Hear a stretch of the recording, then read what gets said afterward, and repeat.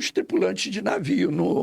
Na minha chefia de verão, de 86 para 87, eu tive um caso lá que foi muito interessante, de um taifeiro do professor Besnar. Professor Besnar era um navio da Universidade de São Paulo que ia à Antártica. E na véspera do navio suspender para a Antártica, o professor Besnar, eles estavam com falta de um taifeiro.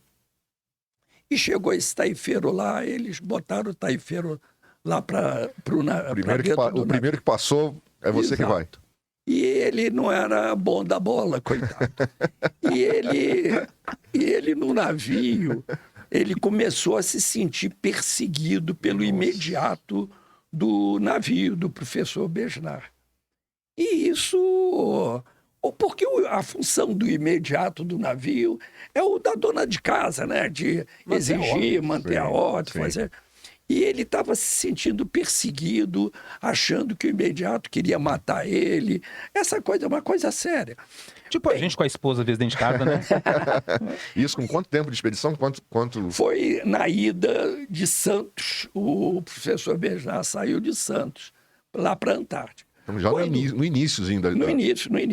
Chegando lá na Antártica, eu sempre convidava o pessoal dos navios para descer, jogar um futebol. Eu criei lá um campinho de futebol lá, era o Ferradão.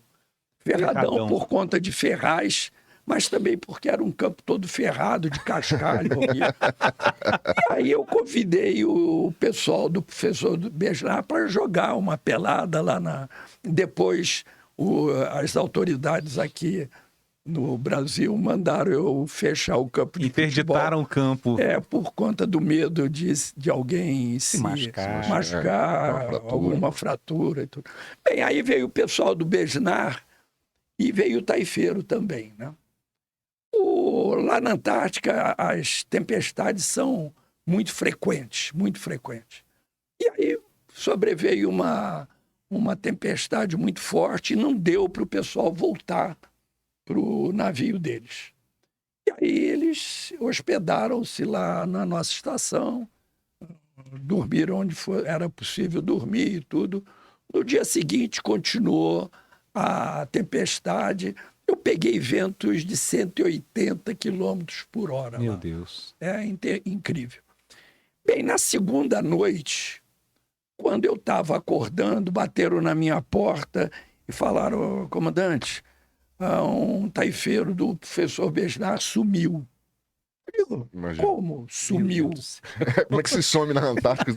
Sai da base? Não, comandante, é que ali por volta de 1h ele saiu e não voltou. Na corridinha, não voltou. Ele estava se sentindo ameaçado e estava querendo fugir da possibilidade de voltar lá para o professor Besnar, né? E aí foi terrível, porque ele saiu sem nenhum agasalho, ele saiu com um tênisinho, lembra do Quixote? Nossa O Quixote tinha umas travas. Isso, né? Isso. O que foi até interessante para a gente conseguir achar ele. E procura daqui, procura dali, ele tinha realmente fugido.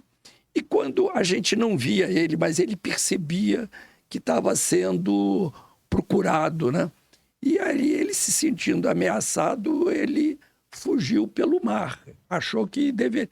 Mas um mar gelado, cheio de pedra de gelo boiando, desanima qualquer um. Alencar, vocês descobriram qual era o plano dele? Era fugir. Mas fugir pra onde? Sei lá. Deu a doida nele, eu vou sair do outro lado. Aí, mas a gente foi cercando ele, a gente não via ele, mas a gente tinha uma ideia por conta das pegadas que ele ia deixando na neve, né? E aí, como ele estava com a roupa molhada, né? Ele tirou a roupa para ver se secava, né? E ele ficou só de cueca, numa sensação térmica de -3, -5 graus. Meu Deus do céu. Quando nós chegamos a ele, a pulsação dele estava em 38 batimentos por à beira da hipotermia, né? E aí a gente procurou agasalhá-lo. Alguns falaram para ele, comandante, vamos carregá-lo lá para a estação. Eu disse, carregar não, ele vai voltar andando. Chegou aqui sozinho. Ele vai voltar andando para a circulação sanguínea dele começar a aumentar. Né? Bem, mas ele teve que voltar para o Brasil. O Chile não queria fornecer um avião pequeno. Tivemos que esperar o C-130 do Chile para que ele pudesse ficar fora da tripulação. Né? E ele acabou voltando, mas nós passamos 3 dias tendo que conviver com ele lá na Antártica. E ele muito mal, achando que queriam matá-lo e dizendo que antes de matarem ele ia matar muita gente. Nossa, que medo. Não. Parece aqueles filmes de terror, né?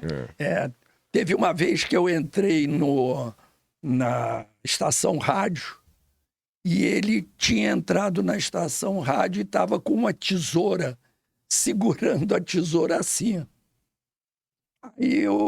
Aí me chamaram correndo, comandante, não, eu não vou falar não dele. O fulano tá lá, tá com a tesoura na mão. Aí eu entrei na estação rádio e falei, fulano, olha, o Marquesan era o encarregado da estação rádio. O Marquesan precisa dessa tesoura. Se você está precisando usar a tesoura, pede primeiro para ele. E ele segurando a tesoura assim, ao contrário. Como se fosse uma faca, né? Aí ele provavelmente achou, disse, não, o comandante deve estar mais louco do que eu. Eu vou devolver a tesoura. E aí ele voltou, mas ele começou a interagir legal com a estação. No final ele dizia que iria se comportar, que não ia ter problema, mas ele teve que voltar.